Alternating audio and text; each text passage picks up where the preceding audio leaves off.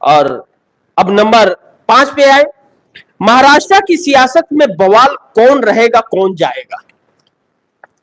जिस तरह महाराष्ट्र के अंदर एकनाथ शिंदे हुए, अजीत पवार हुए, देवेंद्र फडणवीस हुए, इन लोगों के बीच जो सर फटोवल है हो रही है, वह सर फुटोवल अब भारी पड़ रही है। यह चीज आरएसएस समझ चुका है।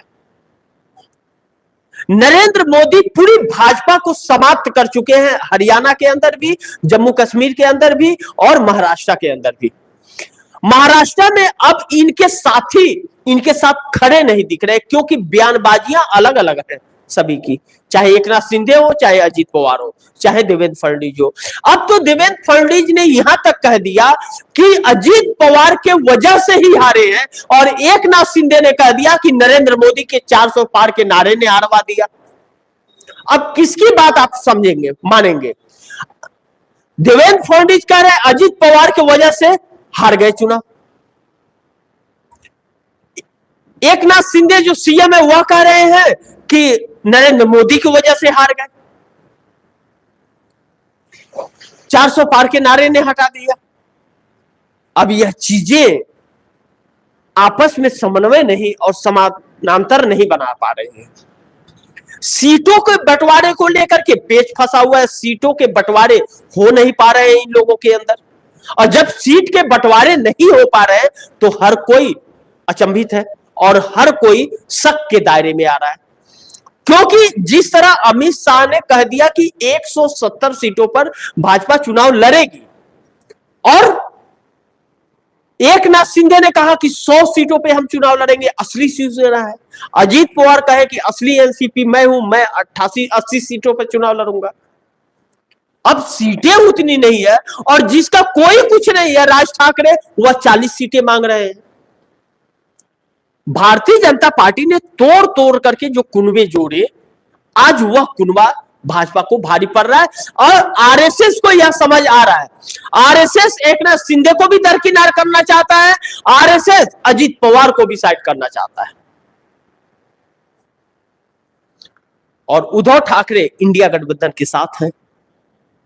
नितिन गडकरी को इसीलिए सीएम बनाना चाहता है कि उद्धव ठाकरे से बात चल सकती है, ममता बनर्जी भी साथ आ जाएंगी। लेकिन अब इंडिया गठबंधन इन सभी तथ्यों को दरकिनार करते हुए इंडिया गठबंधन नरेंद्र मोदी को हटा करके सत्ता पर पहले काबिज होना चाहता है, कि चुनाव आयोग को लेकर के जो कानून बने हुए, पहले चुनाव आयोग समाप्त हो और ईवीएम मशीन समाप्त हो, या तो वीवीपैट की काउंटिंग हो या तो बैलेट पेपर से चुनाव। अब इंडिया गठबंधन का यह रुख है, और जब तक इंडिया गठबंधन की सरकार नहीं आएगी, ना तो नरेंद्र मोदी के खिलाफ कार्रवाई हो सकती है, ना तो चुनाव आयोग बदला जा सकता है, ना तो बैलेट पेपर से चुनाव हो सकता है। बहुत सारे ऐसी संस्थाएं हैं जिस पर बदलना जरूरी है, क्योंकि नीचे से ऊपर तक पूरा सिस्टम करप्ट हो चला है। आते हैं आखिरी पॉइंट्स पर। गोदी मीडिया के सुधीर चौधरी ने फिर एक बार मोदी को बुरी तरह फंसा दिया, काला चिट्ठा खोल दिया मोदी का। क्यों? रह रह के गोदी मीडिया को झटके कभी कभी मिर्गी आ रहे हैं, क्योंकि फिजा बदल रही है मेरे दोस्त, फिजा बदल रही है, देश बदल रहा है, लोग जग रहे हैं जो सोए हुए थे 10 सालों से। इलेक्ट्रल बॉन्ड से यह खुलासा हुआ। आज रात को 8 बजे मैं इसी इलेक्ट्रल बॉन्ड पर ही प्रोग्राम भी करूंगा कि भारतीय जनता पार्टी की काली चिट्ठी, किस तरह भारतीय जनता पार्टी इतने पैसे कहां से आ गए।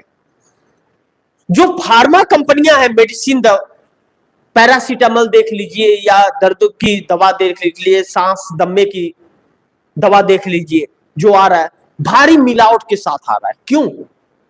वह नुकसानदायक हो रही है। क्यों? टोरेंट फार्मा लिमिटेड कंपनी जो है,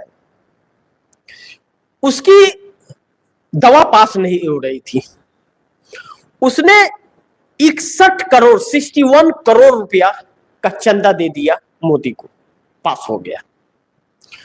फिर उसने 5 करोड़ कांग्रेस को भी दिया, समाजवादी पार्टी को 3 करोड़ दिया और आम आदमी पार्टी को 1 करोड़ दिया इलेक्ट्रल बॉन्ड चंदा। एल्कम लेबोरेटरीज जो है वह बीजेपी को 15 करोड़ रुपया दे दिया, पेट दर्द की दवा बनाती है यह। हेट्रोलैब ने बीआरएस को 20 करोड़, के चंद्रशेखर राव तेलंगाना की पार्टी, और भाजपा को 5 करोड़ का चंदा दे दिया, क्योंकि वह हैदराबाद की है तो वहां की सरकार को ज्यादा दिया। सन फार्मा ने बीजेपी को दिया 31.5 करोड़। जब यह 150 करोड़ के तकरीबन चंदा दे रही है कंपनियां, तो वह कानूनन और अच्छी क्वालिटी के लिए तो देगी नहीं, जरूर वह गलत कार्य कर रही है। और यही कार्य उन कंपनियों ने किया। आज हर दवाओं पर शक है। पैरासीटामोल जो हर बीमारियों में यूज होता है उस पर भी सवाल खड़े हो गए।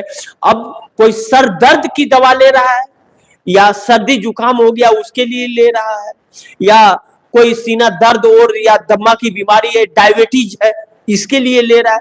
इन सारे चीजों में मिलावट आ गई है और इन सभी चीजों का काला चिट्ठा सुधीर चौधरी जो गोदी मीडिया से आता है, सुधीर चौधरी जो बिका हुआ है, वह खोल दिया।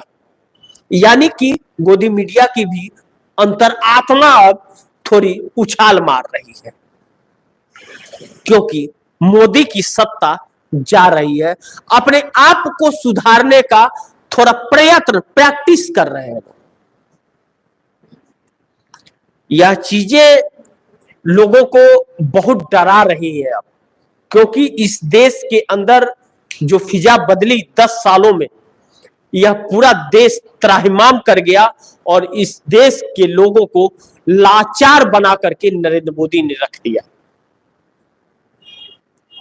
किसी ने सपने में नहीं सोचा था कि नरेंद्र मोदी जो व्यक्ति 2 करोड़ युवाओं को रोजगार देने की बात कर रहा है, जो यह कह रहा है कि सबका साथ, सबका विकास, सबका प्रयास लेकर के चलेंगे, जो देश को काला धन ला करके 15 लाख रुपए खाते में देने की बात कर रहा है, जन धन खाते खुलवा रहा है कि 15 लाख रुपए दूंगा, वह व्यक्ति देश को ही लूट लेगा। नोटबंदी ला करके काले धन को, सभी पूरे काले धन को सफेद कर दिया गया। आरबीआई के रिकॉर्ड के अनुसार जितने नोट छापे थे आरबीआई ने, वह सारे नोट आरबीआई के पास आ गए। 1000 का नोट बंद करके 2000 का जो नोट लाया गया, वह 2000 का नोट काले धन को सफेद करने के लिए, कम जगह पर रखने के लिए लाया गया और बाद में उसे डिमोनेटाइज कर दिया गया। 7 साल भी वह नोट नहीं चल पाए। 1000 और 500 के नोट बंद करके क्या मिला? पहले के 1000 और 500 के नोट जो थे वह भीग भी जाते थे, कपड़े में धुलाई भी गलती से हो जाती थी तो धूप में सुखाने के बाद टनाटन हो जाता था। लेकिन आज की नोट अगर भीग गई तो वह नोट फट जाएगी और समाप्त हो जाएगी। यह वजह है कि हमारा रुपया डॉलर के मुकाबले लगातार गिरता जा रहा है, क्योंकि रुपए की क्वालिटी भी नहीं है और रुपए की कीमत कम हो गई। इस देश में बेरोजगारी हो गई और इस देश में लोग लाचार हो गए हैं, जिसकी वजह से यह देश की सरकार अडानी और अंबानी के पैसे को इस देश की जीडीपी बताती है, वरना यह देश तो कंगाल हो चला है।